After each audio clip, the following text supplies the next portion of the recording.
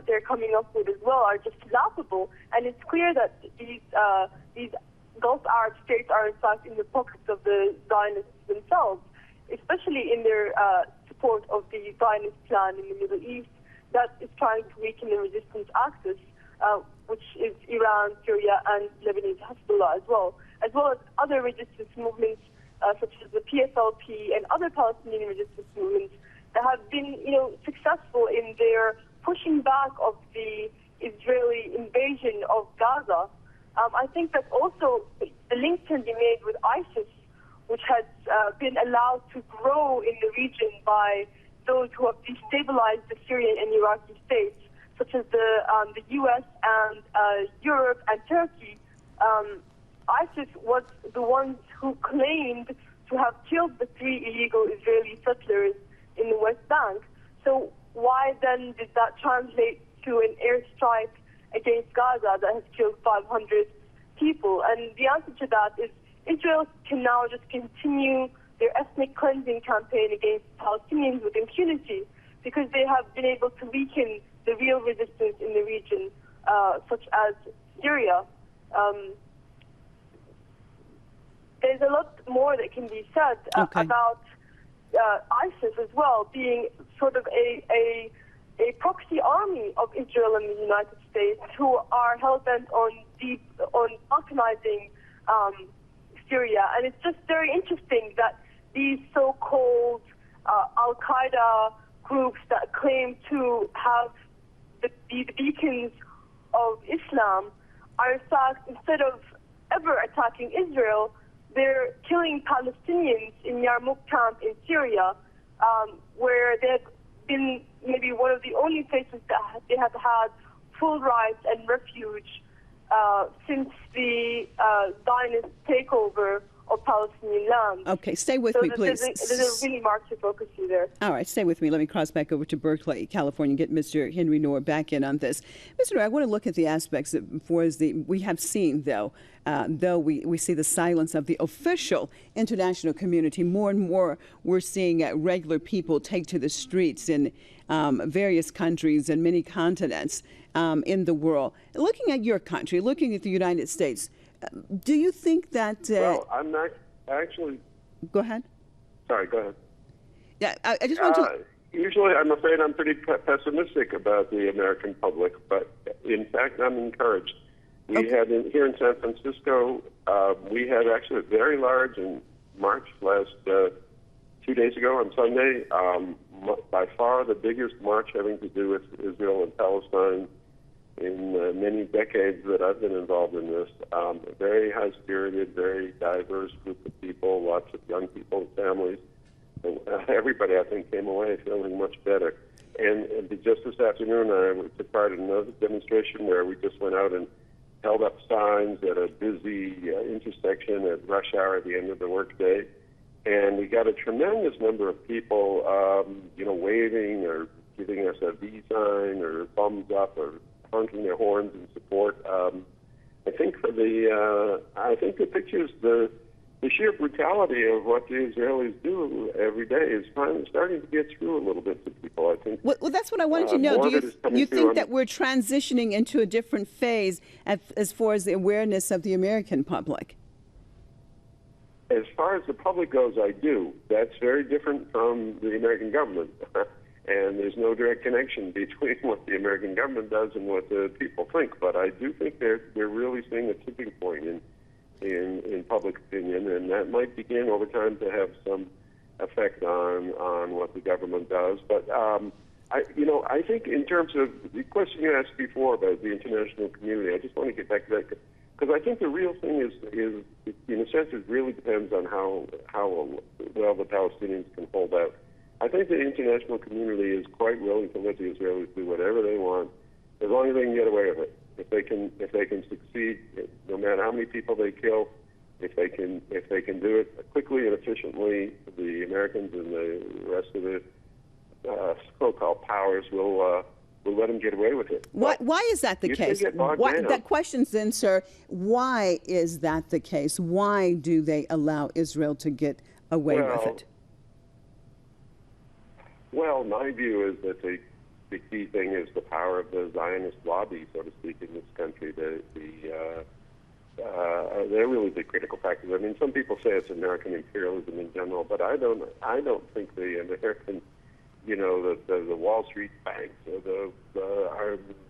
the companies that make weapons or the oil companies and whatever, they don't care about Gaza. They don't care about Israeli settlements or the Jordan Valley or whatever. It's to be honest with you, the Jews and the power that the Jews have in this society, the power to intimidate non-Jews and to guilt trip people about the Holocaust and this and that. Jews are, I'm Jewish by background, so I have to say that, but Jews have a tremendous amount of wealth and a tremendous amount of cultural power, very prominent positions in the American media and universities and the think tanks and Hollywood and everything that shapes opinion in this country, and they use that wealth and position to shape the climate of opinion, to browbeat any politicians who might have different thought. And you see every time the Congress, the Senate just passed some resolution unanimously supporting Israel, offering them more money for weapons and so on. And unfortunately, that the change in public opinion doesn't really reduce that kind of power. It might over time. It might, but the politicians are still responding to the money and to the. I mean, Americans like to boast about being a democracy, but they're all for sale. All these politicians just do what people who give them most money want them to do. And okay, stay with me, Mr. Noor, please. Stay with me, sir. Let me cross back over to Sydney and get Ms. Mimi Al-Laham back in this discussion. What about the hypocrisy when we see the world's leaders, if we want to call them? It appears that they have become more blatant in the way that they actually express this ultimate support for Israel in the middle of this onslaught, when terrible images are crossing television screens of children dying.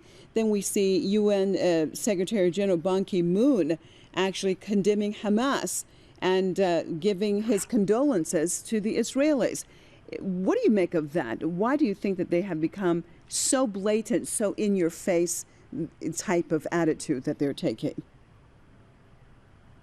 Well, they believe they have no opposing force against them. They believe that nobody's going to notice. They control the media. They control people's minds. And it's so hypocritical and ironic. These same people who have been claiming to be humanitarians for the last however long, launching humanitarian wars to save people from being bombed, etc. Meanwhile, supporting insurgent groups and destabilizing countries in reality. But it's funny, even the human rights organizations, which are basically mouthpieces for the U.S. State Department, such as Human Rights Watch and Amnesty International, even their headlines are sort of blaming Hamas instead of noticing that Israel has been killing a majority of civilians in the war, and that none of the Palestinian rockets has injured perhaps it injured one civilian versus 500 Palestinians. So the hypocrisy is so glaring, and I find it ironic that since now some Israeli soldiers have died, the West-controlled media, which are mouthpieces for the Western governments, are now saying deaths on both sides, just to make it appear as if it's an equal war, that both sides are equally powerful, and using words such as kidnapping Israeli soldiers. There's no way you can actually kidnap a soldier, because a soldier is neither a kid nor a civilian. You can take a soldier hostage, you can capture a soldier, but the use of kidnap when it's discussing Israeli soldiers, the bias of the media is just so glaring. They pay more attention to MH17, the Malaysian Airlines that tragically crashed and killed 295 people. However, they don't notice that more civilians have died in Gaza. I mean, the coverage is uneven, I believe. There's no prayers. There's no prayers for Gaza by any of these so-called humanitarian leaders that have been launching humanitarian wars with the UN's responsibility to protect mandate.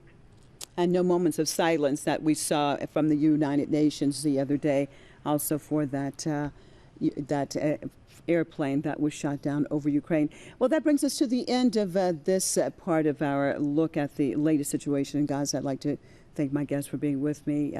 Palestinian Solidarity Movement out of Berkeley, Mr. Henry Noor, and out of Sydney, Australia, political commentator, Ms. Mimi Al-Laham.